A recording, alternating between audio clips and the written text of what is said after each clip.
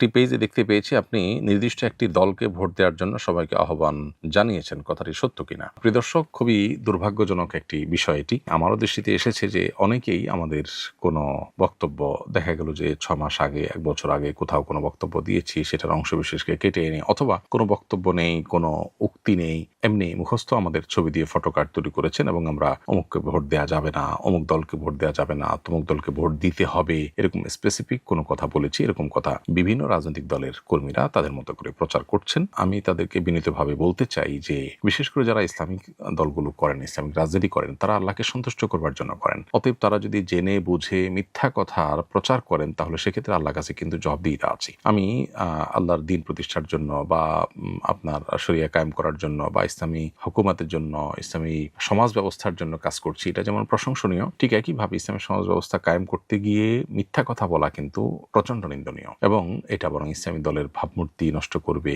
আলেমুল আমাদের ভাবমূর্তি নষ্ট করবে, দিনদারদের ভাবমূর্তি নষ্ট করবে, সেটা বরং ইসলামী শরিয়া বা ইসলামী সমাজ ব্যবস্থার পথে অন্তরায় হয়ে দাঁড়াবে। এই জন্য যারা এই কাজগুলো করছেন তাদের উচিত আল্লাহকে ভয় করা। আপনি ইসলামিক দলের জন্য মিথ্যা বলে সেটা জায়েজ হয়ে যাবে না। যেমনি ভাবে মসজিদের জন্য যদি আপনি কারোর জায়গা দখল করেন, তাহলে সেক্ষেত্রে আল্লাহ আপনাকে সওয়াব দিবেন না, বরং আপনার গুনাহ হবে। অতএব মসজিদের হয়ে যদি কারোর জায়গা দখল করা জায়েজ না হয়, ঠিক একইভাবে কোন ইসলামিক দলের হয়ে আপনি কারো না মিথ্যাচার করতে পারেন না। অথবা অনইসলামিক দলেরও অনেকে আছেন এই কাজ করেন। তবে ইসলামিক দলগুলোর প্রতি মানুষের প্রত্যাশা যেহেতু বেশি থাকে, অতএব তারা কোনো মিথ্যা বললে বা কারোর পরে কোনো মিথ্যা কথা ছড়ালে, কোনো অপতথ্য ছড়ালে, প্রোপাগান্ডা করলে সেটা আরো বেশি গর্হিত হয় এবং চোখে পড়ে। তো সেই জায়গা থেকে আমি আমার ভাইদেরকে অনুরোধ করবো যে এই জাতীয় প্রচার প্রচারণা থেকে তারা যেন বিরত থাকেন। আমরা মৌলিকভাবে একজন মুসলিমের প্রতি আমাদের যে আহ্বান থাকা উচিত, নির্বাচন কেন্দ্রিক যে সমস্ত অনাচারগুলো হয়ে থাকে, সেটা প্রার্থী করুন কিংবা ভোটার করুন, সেগুলো থেকে আমরা মানুষকে বারবার বিরত থাকবার জন্য অনুরোধ জানিয়েছি। এর বাইরে একজন ইমানদার আল্লাহর কাছে তার জবাবদিহিতার বোধ যেন তার মাথায় থাকে। তার প্রত্যেকটা কাজের জন্য আল্লাহর কাছে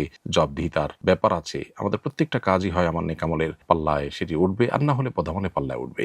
সে বিষয়গুলো আমাদের বিবেচনায় রাখতে হবে। সে বিষয়ে আমরা বিভিন্ন সময় আহ্বান করেছি। অতএব আমাদের কোনো কথাকে নির্দিষ্ট কোনো দলের পক্ষে কিংবা নিজের প্রতিপক্ষ দলের বিরুদ্ধে ব্যবহার করা, এটা একেবারেই গর্হিত এবং অনুচিত কাজ।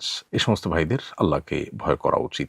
আস-সুন্নাহ ফাউন্ডেশন, উম্মার স্বার্থে সুন্নাহর সাথে।